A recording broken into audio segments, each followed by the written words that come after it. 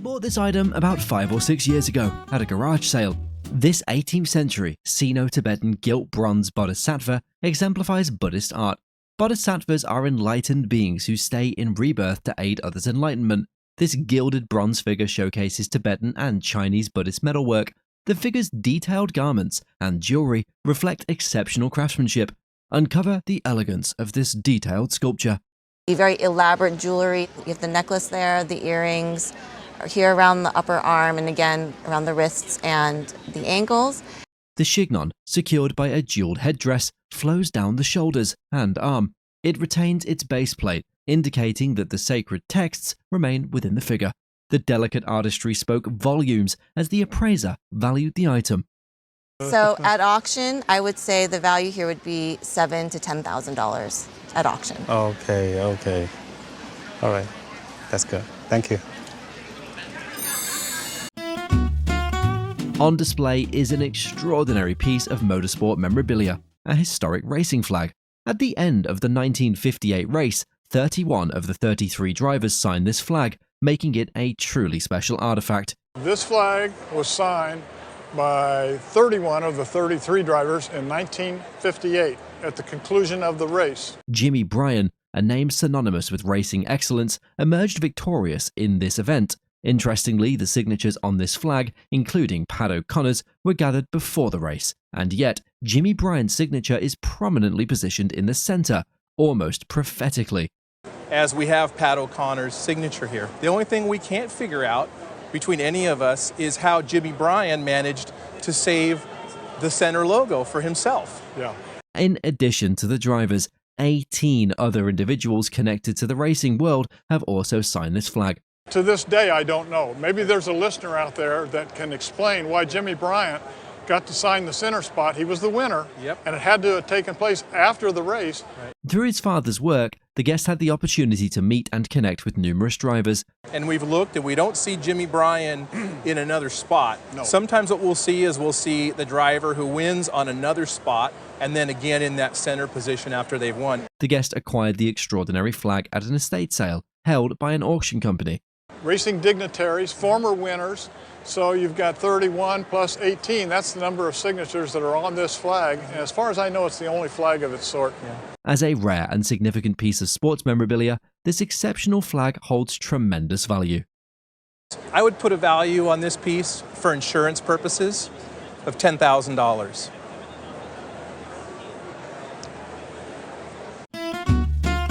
Show features a collection of wine labels inherited by the guest's husband from his grandmother. The collection starts with pieces from the early Georgian period, characterized by clean, simple lines. These evolved into more ornate designs from the late 18th century. And you really have a great collection of all the different years of wine labels. You start with the very plain, clean lines of the earlier Georgian period. There are also beautiful Regency details from the King George IV period around the 1920s, as well as pieces from King William IV period, featuring intricate designs in silver and gold. These labels were crafted by various English silversmiths, most of which bear maker's marks that can be identified in a silver hallmarking book. Additionally, they're all letter dated, except for the earliest pieces, which only has a maker's mark. And what I loved about these as well is, do you know what Hollands is? Yeah, I believe that's gin. Hollands is gin. And Mountain? Mountain is a fortified dessert wine. Exactly. Interestingly, the collection includes labels for Hollands, which refers to gin, and Mountain, a type of fortified dessert wine. While sherry and port labels are common, a label for Hollands is quite rare. For the entire collection of about 20 pieces, it would be valued in the range of. So for the entire collection that we have here, it's about 20 pieces. I would say you'd be in the $4,000 to $6,000 range for the collection at auction. Excellent. This is the Ark of the Covenant that was used as a prototype in Raiders of the Lost Ark, and the guest's father worked on the film at Industrial Light and Magic in the 80s. It was in their apartment in San Francisco, and they kept blankets in it. Industrial Light and Magic was the special effects house founded by George Lucas to do all the special effects and visual effects on Star Wars, and later on Raiders of the Lost Ark, E.T. and others. It is now known as one of the most storied special effect houses, and the guest's father was a pyrotechnician whose job was to stage tech and load it with pyro for shooting. Raiders of the Lost Ark was released in 1981 as the first collaboration between George Lucas and Steven Spielberg, and was one of the most iconic movies in the 20th century. Moreover, this version of the Ark is bigger than the one used in the movie because it is a prototype used to size the pyro, and is likely the first pyrotype. The Ark of Covenant was designed by Ralph McQuarrie, a concept artist for Raiders of the Lost Ark, and he was inspired by the artist James Tissot and his designs of the Ark.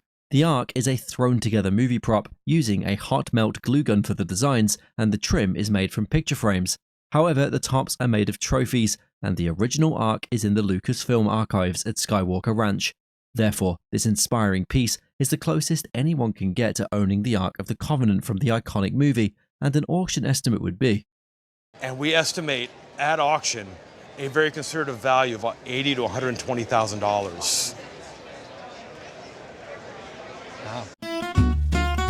This item has been passed down through generations, from the guest's grandfather to her father, and now to her. Our first observation is that this exquisite vase is constructed from bronze. Ancient China was one of the earliest cultures to develop expertise in bronze casting, with a rich history spanning thousands of years. Chinese were known for making various types of ancient vessels in bronze for various ritual purposes. Ancient Chinese craftsmen created a range of vessel shapes, such as the hu.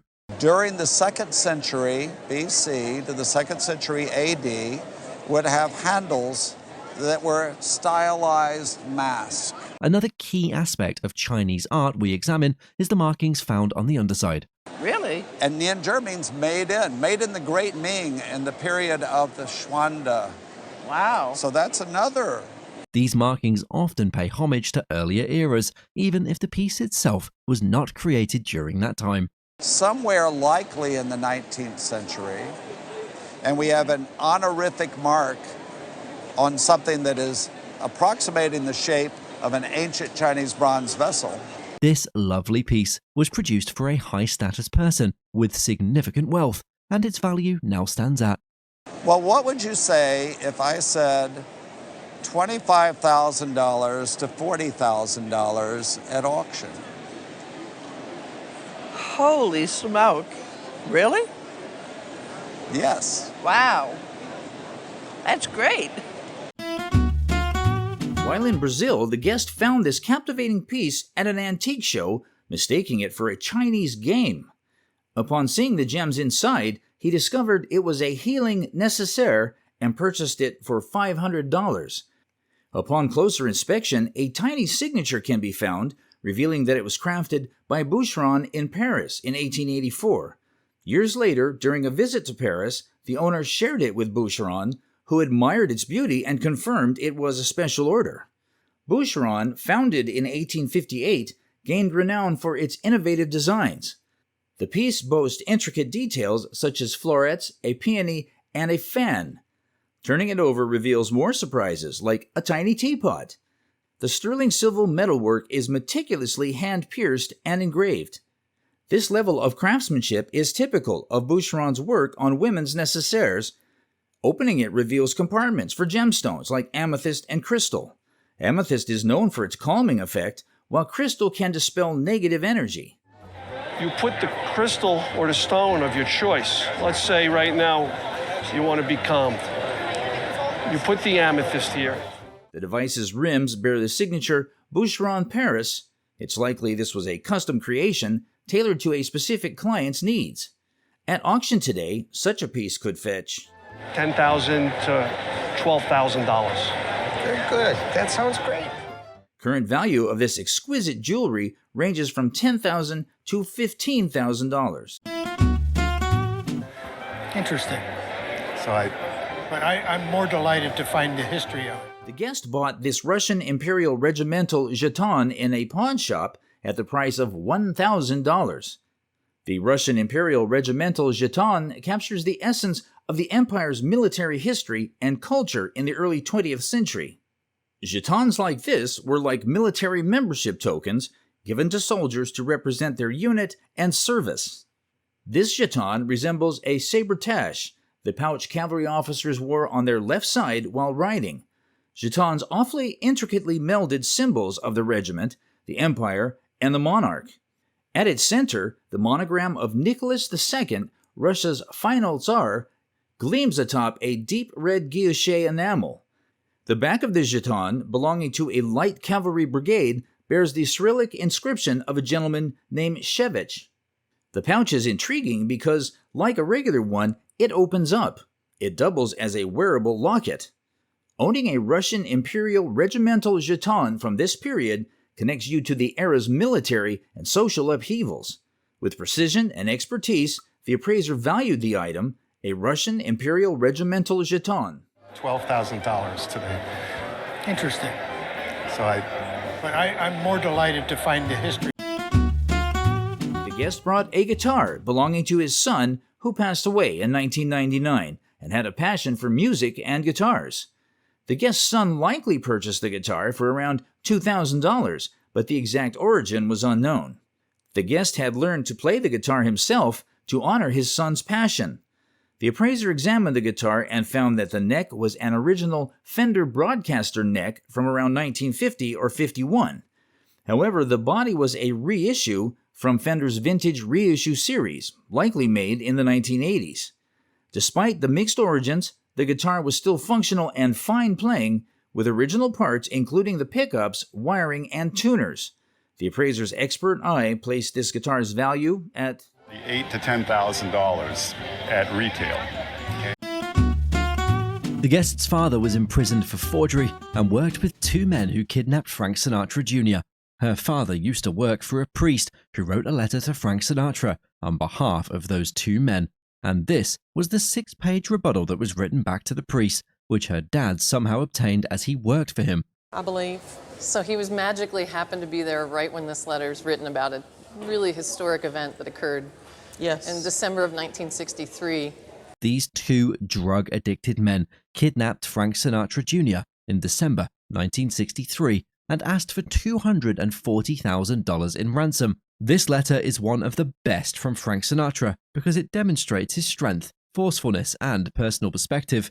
Two kidnappers, Keenan and Amsler, claim that Frank Sinatra Jr. was not kidnapped but had instead hatched a plot to become kidnapped in order to gain headlines and promote his first record.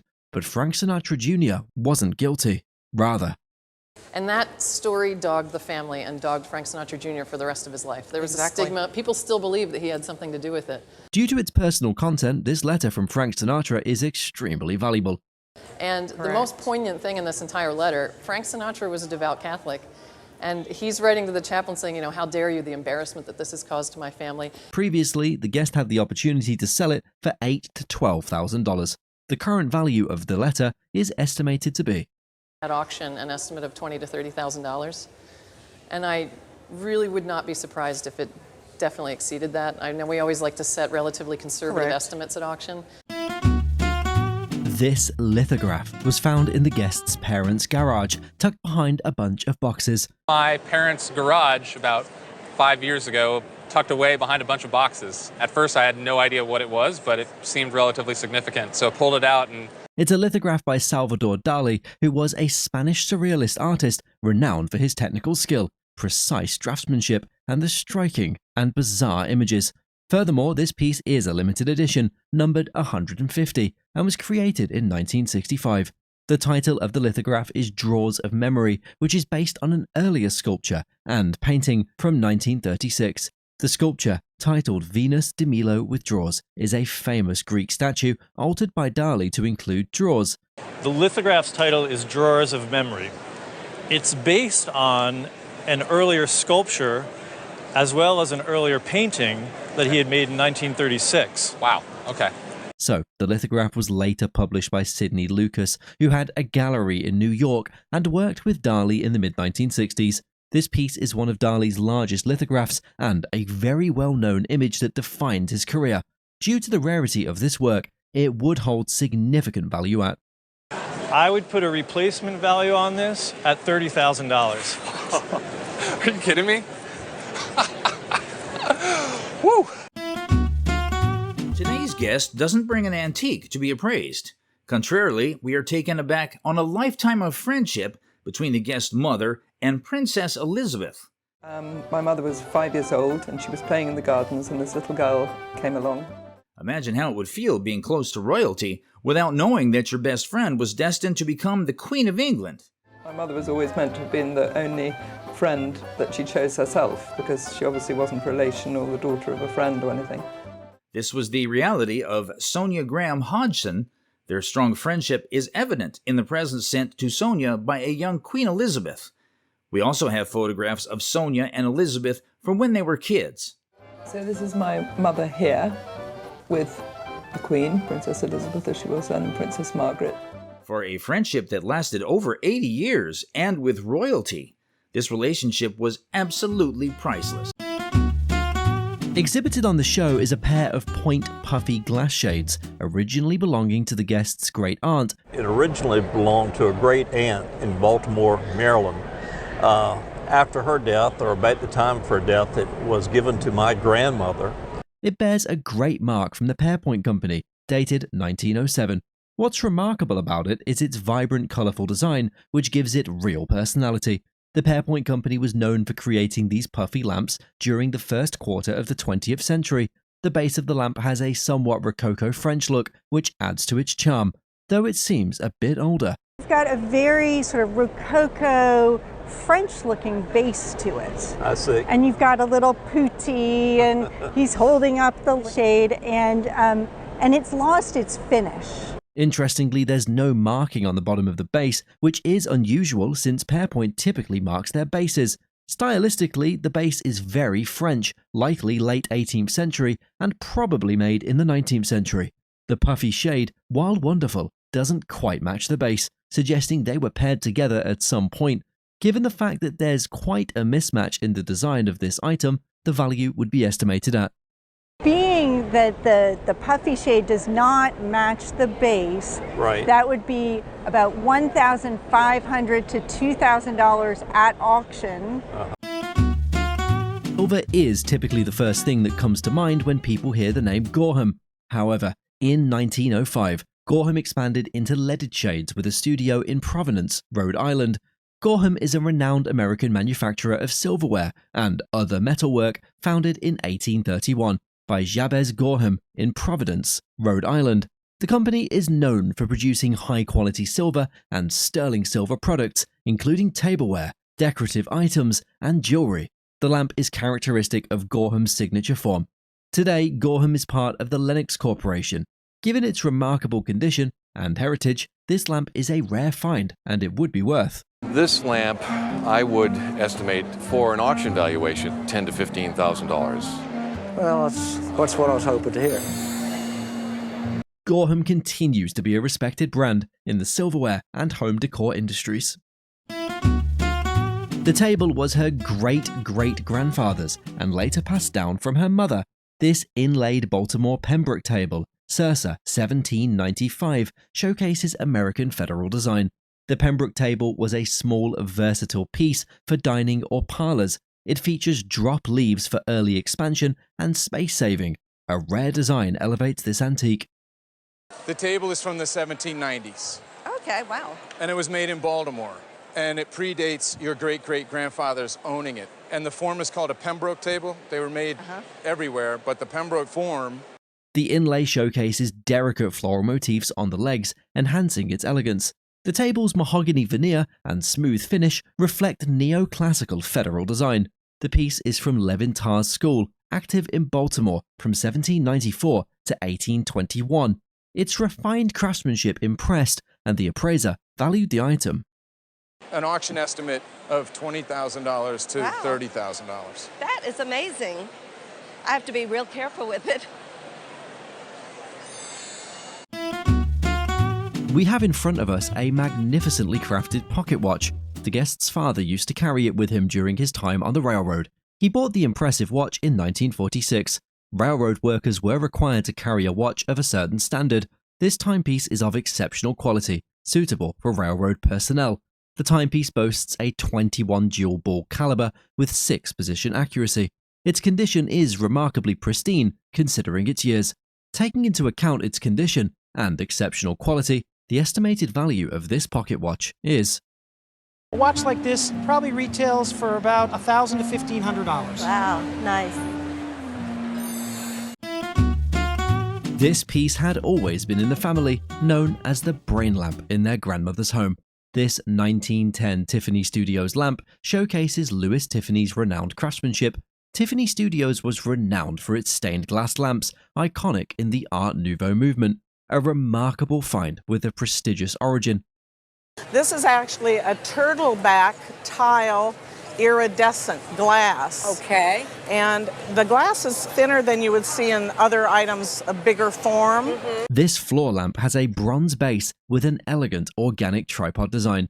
The green mosaic glass shade has textured patterns that beautifully diffuse light. The pull chain highlights its period-specific functionality. Its charm secured a high appraisal. The appraiser valued the item. In a retail market, you might find this piece at $30,000 to $40,000. Oh my gosh! Wow! On display is a mysterious and intriguing box. Inside the box, there is a plaster head with human hair, human eyelashes, and a strangely realistic human hand. This was crafted by Willie Sutton, who used it in an attempted prison breakout. He made this himself while in prison. Sutton was a notorious armed robber who was said to have robbed over 100 banks, and also he successfully escaped from prison multiple times. He reportedly garnered the hair from a barbershop and did the same for the eyelashes, though it's unclear where he obtained the pigments. In 1950, Willie became the 11th person to be added to the FBI's most wanted list. He's also famous for the quote, "That's where the money is," although he denied originating it. Willie Sutton was also known for a wonderful, wonderful quote. Reportedly, he was asked once why he robbed banks, and he was reported to have said, well, because that's where the money is. Well, later in life, he vehemently denied ever saying it. This piece is well made, but without the box and provenance label, it would just be a plaster head. However, with its historical significance, it would be conservatively priced at. We were able to give it a very conservative auction estimate of $2,500 to $3,500. Wow, that's nice. That's very nice. That's surprising. This former thrifter brought a cool picture of snow that she acquired from a thrift store for appraisal. It was made by Jean Kloss, a woman who was a Bay Area artist, and she moved to Mexico with her husband in 1925. They loved the area so much that while they lived in the Bay Area until 1945, they kept going back to Tao, where she had a studio set up. She started making etchings like this in the late 1920s, and this one is called Snow and Adobe. This etching dates back to 1934 and is a very rare etching by Kloss, known only in 35 impressions, and none have ever come up for auction. Kloss signed this etching on the lower right and titled it on the lower left in pencil. Moreover, she had a career that spanned for more than 6 decades and made more than 600 etchings. The guest was offered $2,000 for this piece 30 years back, but now an insurance value for this piece would be... I would put a replacement or insurance value on this work at $10,000. Purchased by her grandparents in 1925 and was utilized as a vegetable dish.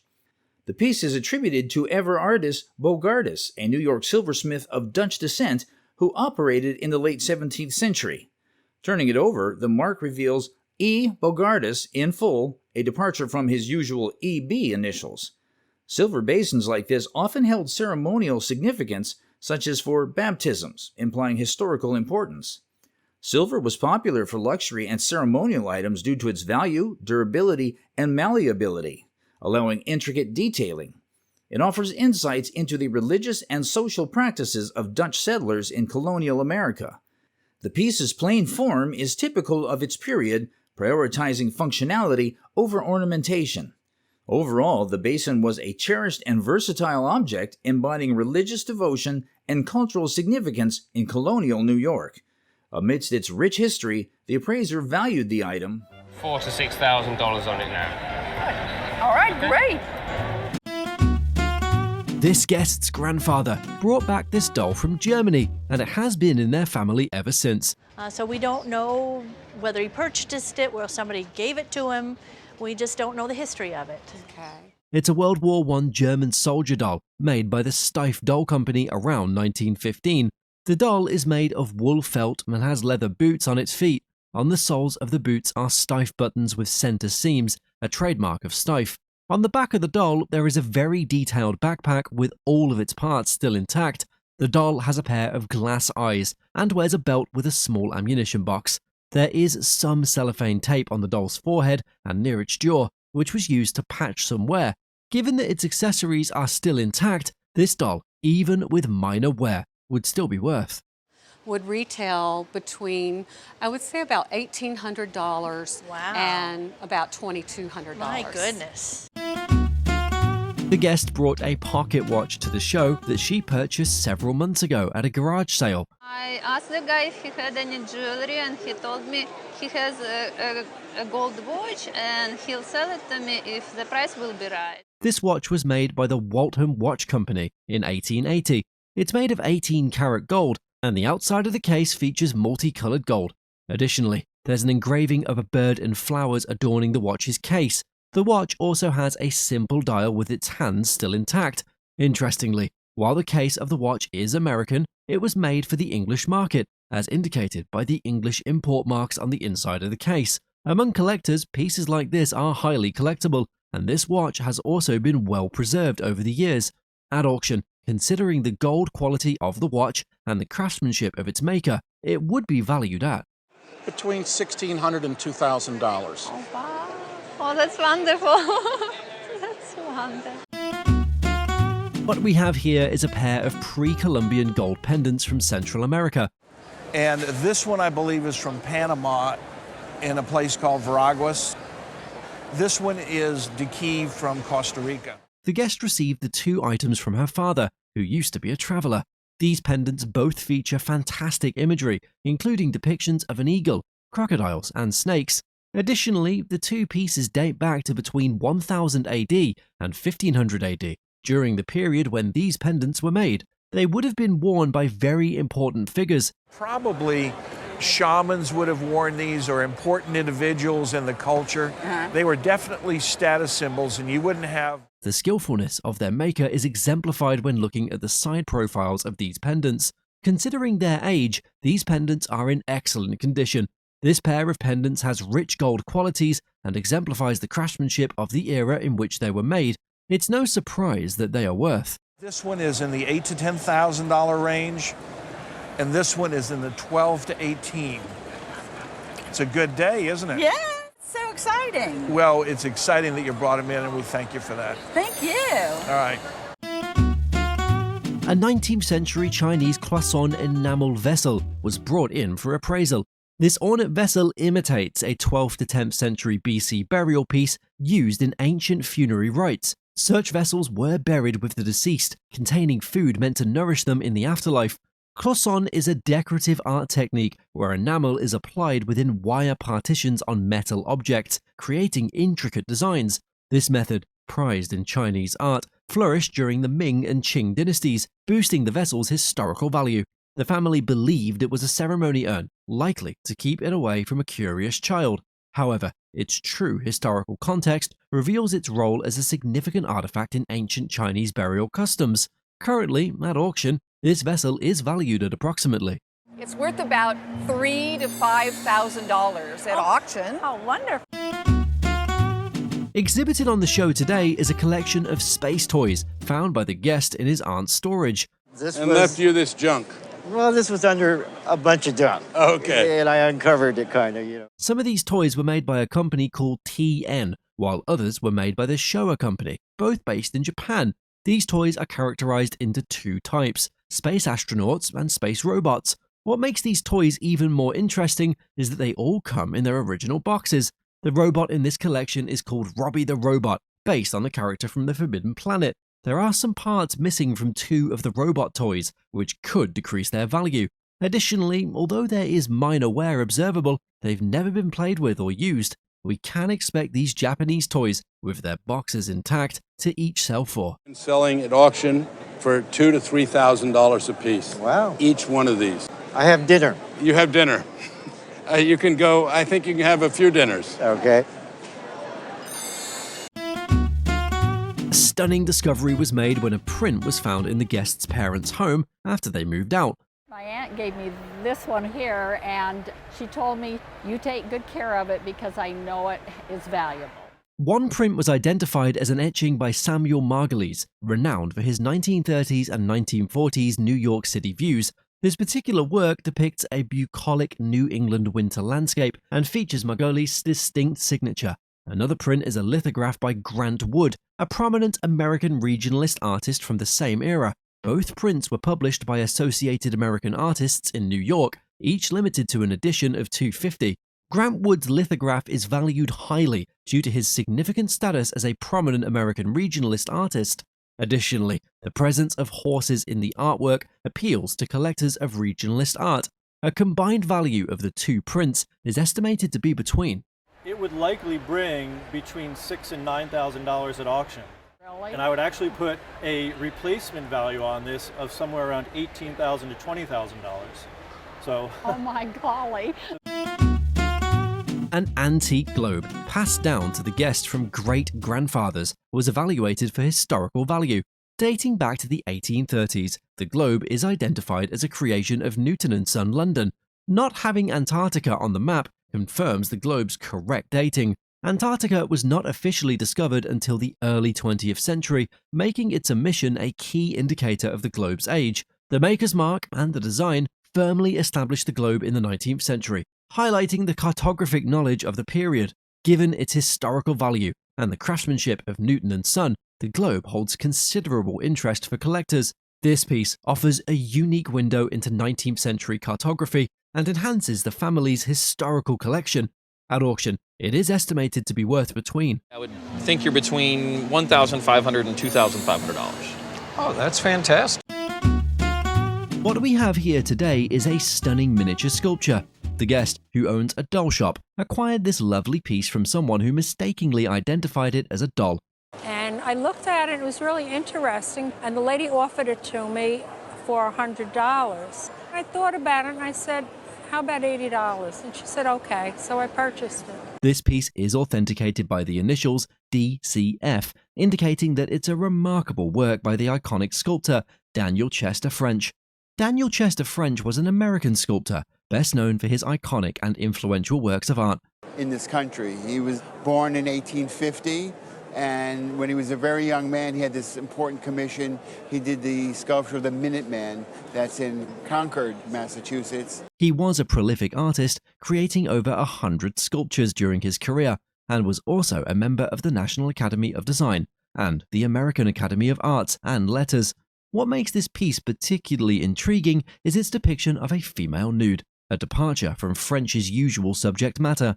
It's dated 1917. There's no foundry mark, but I don't think that really makes a difference. Despite being unconventional, this piece is a masterpiece, showcasing French's skill as a sculptor. It's beautifully modeled. The finishing and the patination is really very, very good. I don't think you've done anything to it, have you? No, I haven't. No? A little dusting off? No. Well, that's great. Although collectors might prefer a more representative work, it would still command a value of. The current auction value for this would probably be in the $5,000 to $7,000 range. That's great. These two rare jerseys were originally from the New York Yankees and later used by a minor league team in Kearney, Nebraska. The Yankees would send down their professional uniforms to their minor league players to save costs. These jerseys belong to two iconic Yankees players, Whitey Ford, number 16, and Yogi Berra, number 8. Whitey Ford was a 6-time world champion and C.Y. Young Award winner. He was the anchor in the 1950s and 60s, and his uniforms are very hard to find. Yogi Berra, a 10-time world champion and 3-time MVP, is considered one of the greatest Yankees of all time. Despite some alterations and wear, these jerseys remain incredibly valuable due to their rarity and the players' legacies. Whitey Ford's 1955 jersey has an insurance value of. $30,000 on it. Oh my. That's 3-0. My. Now you know what Yogi would say here. Yogi Berra's jersey from an MVP year is valued at an astounding There's an insurance value of $100,000 on this jersey. My. I wouldn't know. I really don't know what to say about that. That's amazing.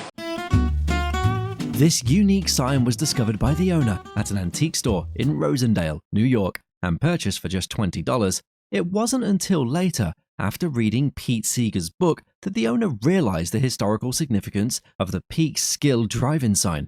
The sign dates back to the infamous Peekskill riots of 1949 involving Pete Seeger and Paul Robeson. Pete Seeger's car windows were smashed by rocks after a concert, and protest rallies caused it to be shut down, but they weren't going to be moved, so they reorganized it for September 4th, 1949. The riots were sparked by anti-unionists and KKK members who opposed their political views, and the concert. Paul Robeson, a prominent figure, was later investigated by the McCarthy hearings and had his passport revoked. They took away Paul Robeson's passport. As a matter of fact, there were people that thought he was too close to Russia. The sign, despite some condition issues, holds important historical value as a symbol of this tumultuous event. The estimated auction value of the sign is... The value on it at auction is $2,000 to $3,000. Holy cannoli. Really? Good find, good signature. Exhibited on the show was acquired by the guest at a house she lived in while in New Hampshire. Interestingly, the piece is a feathered cape that would have draped around the shoulders. It dates back to around 1850 to 1865. The feathers decorating the cape are from guinea fowl and peacocks. Additionally, the base of the cape was typically made from plant fibers, often alona, which provided a sturdy foundation. Notably, this type of featherwork is associated with ceremonial use, particularly in Polynesian cultures, including Hawaiian and Maori traditions. Which the Hawaiians made beautiful feathered objects that were quite rare. And I think for the last 40, 50 years, that's what they've been sold as in the market, as rare Polynesian or Hawaiian capes. At auction, due to the historical significance of this tribal piece, we can expect it to be worth. At auction, they usually bring about $1,500 to $2,000. Okay, they look good on the wall. And they look beautiful on the wall. Today, we're treated to the sight of an exquisite French clock. It was a house clock, one of the earliest forms of alarm clocks. The clock's mechanism includes an interesting feature that triggers the alarm. Activation is achieved by pulling on this mechanism. When the alarm goes off, it produces a rattling noise to wake you up. These alarms were quite unique. There was no off switch. You had to endure the sound until it ended. It's a significant piece of alarm clock heritage that would be highly prized. These alarms were different. You couldn't turn them off by pushing a button. You had to listen to them all. Presented here is a charming antique miniature desk, rich in family heritage and stories. It has remained a cherished family heirloom, handed down through successive generations. There's a note that my grandmother wrote in there that she said that it was brought over with the Royals in 1621. And so they settled in Virginia, South Carolina area. 1621, Yep. Okay. This desk is truly exceptional and is considered in the black, a term used to describe a piece that has remained entirely original and unmodified over time. Every detail is original, from the finish to the bat wing brasses and feet, making this desk a true treasure. With its origins in colonial America, this desk was skillfully crafted around 1760 for a prominent ancestor of the guest's family line. It's absolutely original finish. It's original bat wing brasses, original feet. It shows the wear and use of that long history in your family, but it remains in remarkable condition.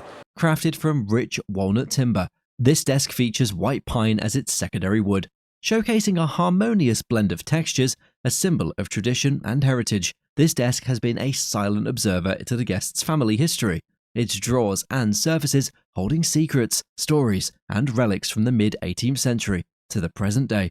This is like an arc that has traveled through time with your family since the mid-18th century. Let me just step around and show the inside of this drawer. Every drawer is absolutely chock full. As a repository of historical relics, this desk is a true treasure. and the cumulative value of its contents, along with the desk's own intrinsic worth, would be estimated at. The desk alone would probably be $25,000 to $35,000 is what it would reach at auction.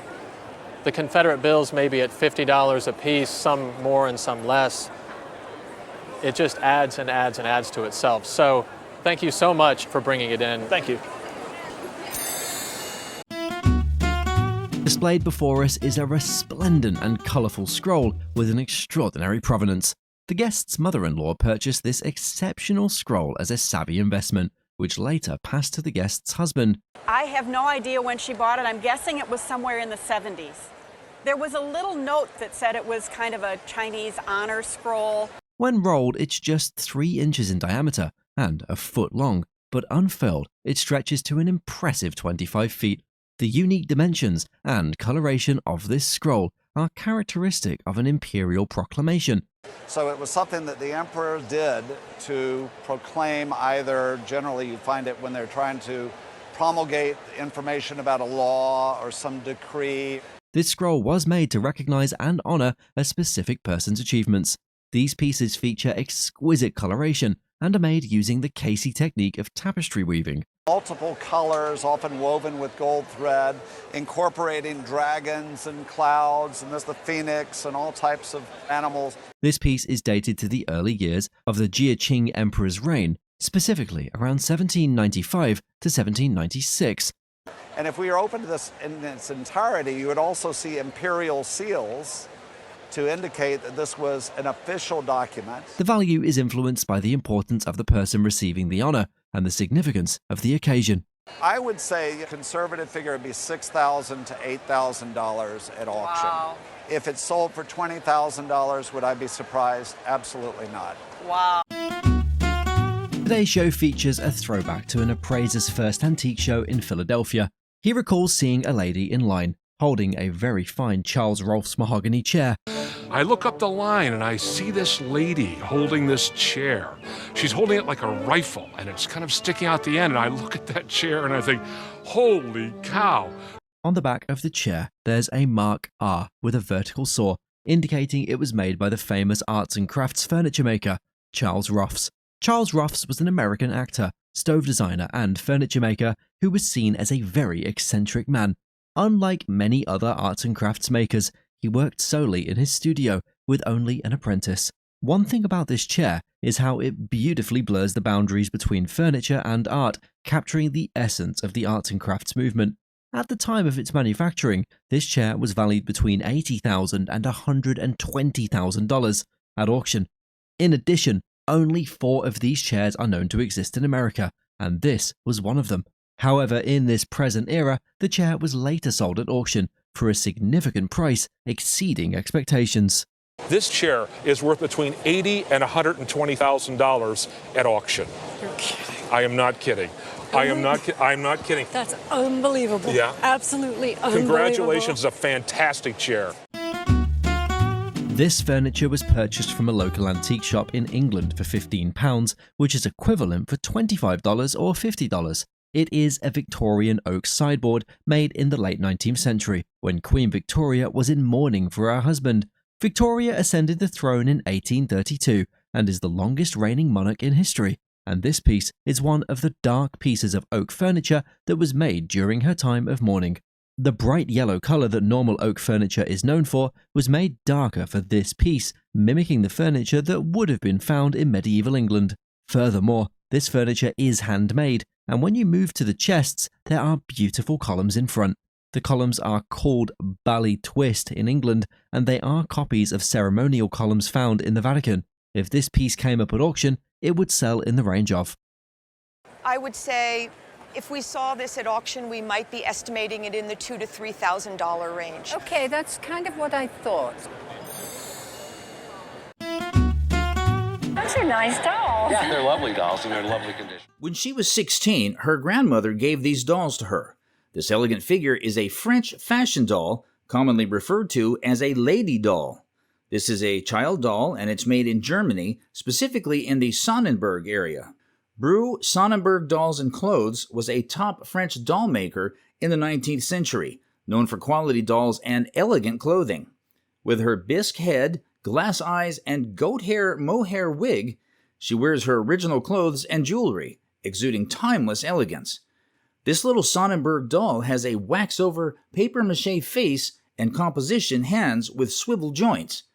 Pulling the lever caused her eyes to open, pushing it closed them again. The Sonnenberg doll, complete with original clothes, shoes, and hair, also came with her original paper trunk. The bodies were typically made of composition or kid leather. The item included Brew and Sonnenberg dolls along with their authentic clothes, valued by the appraiser. Probably around $5,500 for the grouping. Those are nice dolls. Yeah, they're lovely dolls and they're in lovely condition. The guest brought in a piece of furniture that he inherited from his mother. The appraiser dated the piece to the Revolutionary generation between 1760 and 1790.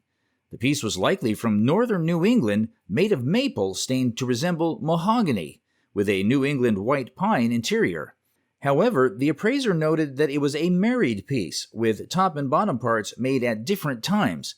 The top cresting rail was a Victorian replacement, which affected its value. Despite its age and craftsmanship, due to its condition and inconsistencies, it was appraised at $1,000 to $1,500. Wow. Exhibited on the show is a dress worn by Marilyn Monroe in the film Some Like It Hot. It was given to the guest by a friend who was a costume designer. The dress was actually created by Ori Kelly, the Oscar-winning costume designer. Furthermore, the dress is made of black peau de soie, a material very similar to satin, with a wonderful fringe perfect for action scenes. It also has a label from the Ori Kelly collection, identifying it as a dress worn in the movie. Additionally, there is also another label with Marilyn's name on it, which also authenticated that it was made for the actress. The guest also possesses a photograph where Marilyn can clearly be seen wearing this dress in action. It's hard to believe that in the film she danced around in this dress because it was so tight on her. You couldn't believe she could dance around in it. Right. Given that this dress was designed by an iconic designer and worn by an iconic actress, it would be valued at. In an auction, I would not be surprised at all if it went for somewhere between $150,000 and $250,000. I'm about ready to fall over. Oh, well, please don't. Oh, you made me very happy. I mean, well, great. The guest brought a rocker passed down to her family by her great-great-grandmother. The rocker was made in the late 1900s by a man from West Union, Ohio, and it had been in the family ever since. It was a piece of folk art that showcased the maker's skills, including inlay and turned elements. The acorns on the rocker symbolized strength. The scroll handholds resembled a violin. The rocker's horses, flanked by inlaid leaves, were its centerpiece and gave it a strong folk art identity. Despite scratches from the guest's grandkids, the rocker's finish only added to its charm and value. A true trove of American history and craftsmanship, the rocker's value was estimated at About $18,000 on it. Maybe even 20, so in that range, $18,000 to $20,000. You're still gonna rock in it, right? Yeah. Created in the 1920s, this sculpture is a masterpiece by the renowned artist Anna Von Hyatt, later known as Anna Hyatt Huntington after marrying philanthropist Archer Huntington. Titled the Yawning Tiger, it's one of her most famous models, showcasing her exceptional talent and artistic vision. This sculpture, signed by the artist as Hyatt, exemplifies her skill in capturing the essence and movement of the tiger. At auction, this piece is estimated to fetch at $8,000 and $12,000. Oh, wonderful. Right. That's great news. Right. Yeah. For the guest, this news is truly wonderful, adding to the allure and appreciation of this remarkable sculpture. These unique pieces of jewelry were recovered from the lost items stored by the Colorado Unclaimed Property Division. The division holds these properties for 5 years, after which they are auctioned off to the public. The first set of jewelry is made of platinum and cut diamonds. Originating from America in the 1950s, this piece is estimated to be at least $2,000 and $3,000. This necklace is made of yellow gold set with peridot, amethyst, and garnet crystals. The style originates from England and was popular around the 1860s and 1870s. It is valued at $3,000 and $4,000. The last piece of jewelry is a ring bearing a fancy, intense yellow diamond of approximately 6.2 carats. Originating from Denver, Colorado, if proven authentic, this ring will have an estimated value of Between $75,000 and $85,000. Today's show features a violin that belonged to the guest's grandfather. Violin belonged to my grandfather, who I never knew. He was my mother's father, and they were from the hills of Pennsylvania. This violin was likely made around 1920 or possibly a bit earlier. Despite its fancy-looking bone frogs and attractive stripes, is essentially worthless. However, the violin itself is quite nice. It was made in the town of Mahogany Chair, Germany, by a reputable firm. Although it was mass-produced, it represents a high-end example of mass production. The violin boasts fine wood, with a particularly attractive one-piece maple back and a lovely flame pattern. The head of the violin, though fitted with somewhat commercial-looking mechanical turners, was beautifully carved. If this violin were cleaned up, it would probably be valued at. If this were cleaned up, properly set up by a violin shop, I think you'd see it for sale in a violin shop for about $3,500, maybe $4,000. At first sight, this Spanish dancer doll may not seem special, but the guest has an eye for quality because the figure is highly sought after being created by Helen Connick Scavini. For those who don't know, Helen was an expert doll maker using her life experiences to shape realistic-looking dolls. This Spanish dancer is a perfect example of her expertise at the time. Helen made the dancer doll for Lenchi, which was a top-tier ceramic company at the time. Surprisingly, the doll has a name. Name of this piece, which is Angelita alla Corrida. Considering that it was created by a company which was at the pinnacle of ceramic industry, this Spanish dancer doll auctions at to £3,000. Really? This guest inherited these pieces from her grandfather, who was an artist at the Weller and Owens Pottery in Ohio. My grandfather was William Henry Stem, who was an artist at the Weller Pottery later on, but first he started at the Owens Pottery. Both potteries were great competitors and created some of the finest pieces of pottery produced in Ohio. There were several rivers that converged in Zanesville, Ohio, so provided power, access to the company. So it was the center of American art pottery around the turn of the century. They both copied the fame of Rookwood pottery, which made the standard brown glaze in the 1880s. Amongst this collection is a piece of Owens pottery made by the guest's grandfather, called the Utopian Ware, which was their standard brown glaze. Rookwood also made iris glaze, which had pastel backgrounds and pastel colors. Owens called their copy the Lotus, while Weller called theirs the Eotian. This collection includes 3 pieces of Weller Eotian vases, one of which is signed by William Henry Stem, all made in Zanesville, Ohio between 1905 and 1910. This collection is valued at an estimated. This at auction is between $1,500 and $2,000. That's amazing. The clock, inherited from the current owner's father, who died in 1990, originally came from the owner's grandfather in the late 1970s. Made by Samuel Mulliken, part of a famous clockmaking family from Concord. Samuel Mulliken came from a long line of really well-known and respected clockmakers. What you have here is a Massachusetts shelf clock. This clock is in excellent condition. Despite minor issues such as missing brass decorations and replaced glass, it is a wonderful piece. There are 2 holes where little brass decorations used to be, a small patch, and the glass has been replaced. But these don't really affect its value. The clock has a mahogany case and original OG bracket feet. It has a beautifully scalloped apron that goes around the front and sides. The dial is signed by Samuel Mulliken, which is nice because it shows who made it. The dial is made of sheet brass and has a time and strike movement. So there are 2 winding arbors, one for time and one for striking. Overall, it's a fantastic piece. While examining the condition of the item, the appraiser said, I would say a clock like this should be insured for around $75,000. Seriously? Seriously. It's that good. When it came out of the bag, I couldn't believe it. Wow, I love it. So. Congratulations. Thank you. Showcased today is an artifact of significant cultural importance in Japan. The inscription reads, "The 12 Zodiac Animals." followed by incense containers. This simple yet elegant box is a Japanese zodiac incense container. Japanese incense containers are also known as kubako, or incense boxes. These special traditional containers are used to store and carry incense sticks, or incense powder. They are often crafted with meticulous attention to detail and are considered an integral part of Japanese culture and tradition. This container was used solely to store incense woods, as the actual burning took place in a separate vessel.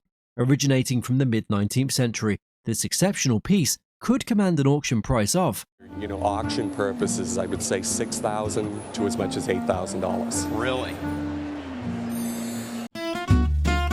a unique and eye-catching necklace crafted by renowned art jeweler Art Smith in the 1950s was evaluated for its value.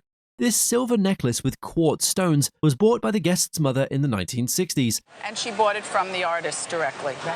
Well, I can tell you about Art Smith. Despite its vibrancy and distinctive design, the necklace had never been worn until now, and instead displayed as wall art. Art Smith, a pioneering black jeweler of the modernist movement, operated an upstairs studio in Greenwich Village. He was part of a group of influential artists, including Calder, Sam Kramer, and Ed Weiner. Although some of his works were signed, this particular necklace bears no signature. However, its unique design and craftsmanship unmistakably mark it as one of Smith's creations. Considered a one-of-a-kind piece, this necklace is valued at. You are at a level today at $5,000 to $7,000 in the market. In the 1920s, the guest's cousin acquired this piece of jewelry while in China. He brought them back at that time and gave them to my grandmother, who in turn left them to me. And so I don't ever remember seeing anyone wear the bead. This necklace is made of jade beads, each measuring between 4 and 8.1 millimeters. To determine the quality of the jade, it was backlit, revealing a high level of translucency. The beads have a lovely tone and quality, making them very eye-catching. Interestingly, the original clasp has been replaced with one made by Tiffany & Co. There are some cracks in the jade beads which could slightly affect their value. Vintage jade pieces are highly collectible and sought after. Given its high quality in this condition, this jade piece would be worth $25,000 to $35,000. Oh my goodness, how wonderful. That is wonderful. So are you happy? Yes. I think you should wear them. Oh, you do? I absolutely think you should. I'd be a nervous wreck now to wear them. Before us lies a stunning example of the enduring influence of ancient Egyptian art and culture. The guest's passion for Egyptian antiques led her to acquire this exquisite piece from an antique dealer. This pin is a product of the Art Deco movement, popularized in the 1920s. One side is brownish orange, and the other side is white. Carved from a single piece of agate, this work of art originated in Ida Oberstein, Germany, a city with a thriving stone carving tradition. The headdress is adorned with vibrant polychrome enamel, likely of American origin. This exceptional piece exemplifies the Egyptian revival style with great flair. The Egyptian revival period was a design movement that emerged in the mid-19th century, characterized by a fascination with ancient Egyptian art and culture. So they were doing a lot of motifs after that style in the Art Deco period. Considering its exquisite decorative appeal and distinctive Egyptian revival aesthetic, this piece would likely fetch. I would say its auction estimate is between $1,000 and $1,500. Great. Yeah, so you did a great buy. Good. A remarkable 1873 presentation cane features a striking gold quartz handle. Originally crafted in San Francisco, this cane is a remarkable example of 19th century artistry. Its handle, adorned with gold quartz, highlights the era's sophisticated design and craftsmanship. Gold quartz is a material that is often associated with the California Gold Rush era, adding a personal touch to its history. The cane is engraved with the name of the guest's great-grandfather, commemorating its presentation. It also bears the date of May 1873. It is believed to have originated from the Taunton, Massachusetts area and was given to the great-grandfather by his son. Given its unique materials and historical significance, the cane is estimated to be worth between $2,000 and $3,000. Wow, incredible. A rare 1902 Philadelphia A's composite photo by Horner was discovered in the guest's aunt's garage. So Horner did a composite photo of the team, and he was well known for this. It likely originated from the Paul Hall of the aunt and uncle, operated in a small Indiana town. Founded in 1901, the American League saw the Philadelphia A's as champions in 1902. This photo features key figures like Connie Mack, who managed the A's for 50 years. It also includes Eddie Plank, the first great left-handed major league pitcher and the first to win 300 games. Eddie Plank dominated the field under the guidance of Connie Mack from 1901 to 1914. This composite photo is extremely rare, with only one other known example, which came from Eddie Plank's estate. An appraisal value for this unique piece is estimated between This one, I'd put an auction estimate of about $10,000 to $15,000 on it. Well, that's great.